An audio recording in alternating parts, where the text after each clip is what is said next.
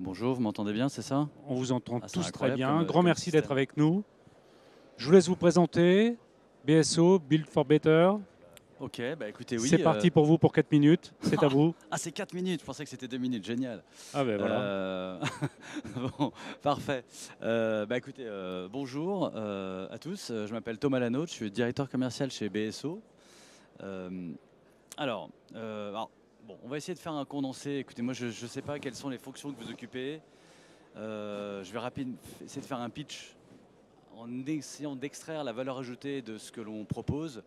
Je vois qu'il y a même des concurrents qui sont venus, alors ça c'est quand même la bonne nouvelle, des partenaires et des fournisseurs également. Alors, BSO, on a un modèle un peu spécifique, on est un peu, enfin pas un peu, on va te dire un peu, on est différent dans l'écosystème. On a été fondé il y a 18 ans par 3 ingénieurs, c'est une société fondée par des Français. Assez rapidement, l'idée c'était d'avoir un modèle disruptif en matière d'hébergement, de telco et de manière de procéder par rapport à d'autres acteurs plus gros et mieux établis. Donc l'idée de BSO a toujours été de prendre le meilleur et de faire de l'infrastructure haute disponibilité pour business et applications critiques. C'est-à-dire que, alors je vais, oui, attendez, je ne sais pas quel slide je vais essayer de prendre. Je vais prendre ce slide parce que finalement, c'est le réseau qu'on a construit à travers depuis 18 ans.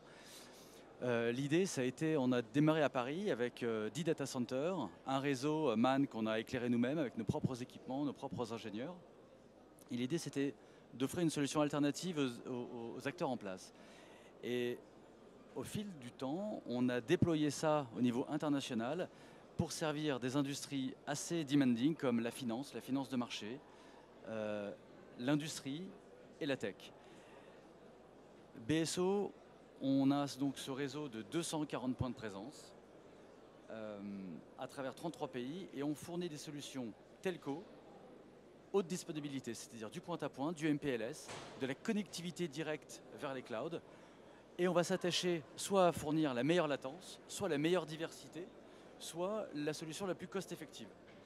L'idée étant qu'on s'appuie sur des partenaires bien connus comme Lumen, comme Orange, comme tous ceux qui ont l'asset pour créer des solutions sur mesure.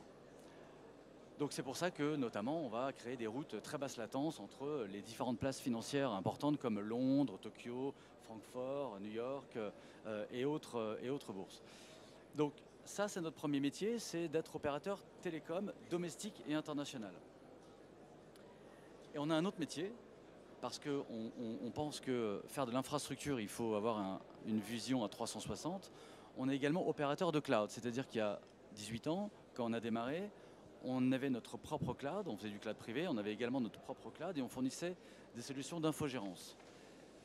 Et aujourd'hui, on continue dans cette démarche avec une approche hybride, c'est-à-dire que on a notre propre cloud qui viendrait en concurrence sur la partie IaaS avec un Amazon, un Google ou un Claranet, mais on ne va pas réinventer la roue. Là où on va se distinguer, c'est qu'on a une offre hybride, c'est-à-dire qu'on fait du cloud privé, mais on peut également intégrer de la WS ou d'autres technologies, pourvu qu'on ait la vision d'ensemble et qu'on fournisse notre framework qui consiste à faire un audit de la situation existante et de proposer la solution la plus pertinente possible sur le IaaS et sur l'infogérance et sur le DevOps as a service, c'est-à-dire fournir de la compétence sysadmin supplétive. On ne fait pas de régie, mais on va proposer des ingénieurs DevOps qui vont aider n'importe quelle organisation, n'importe quelle infrastructure à optimiser l'infrastructure, en tout cas l'infrastructure qui a été mise en place et adapter la solution pour remplir tous les objectifs de l'entreprise qui sont notamment la gestion des coûts. Voilà, donc en clair, BSO, on fait de l'infra haute dispo pour business et applications critiques et on est un peu disruptif sur ce marché. Voilà. Grand merci Thomas, c'est très clair. Et en même temps, il ne faut pas oublier qu'on a toujours besoin d'infra dans notre monde aujourd'hui. Il ne faut pas Exactement, l'oublier. on l'oublie un peu trop. Sans Voilà. infra, rien ne fonctionne. Grand merci.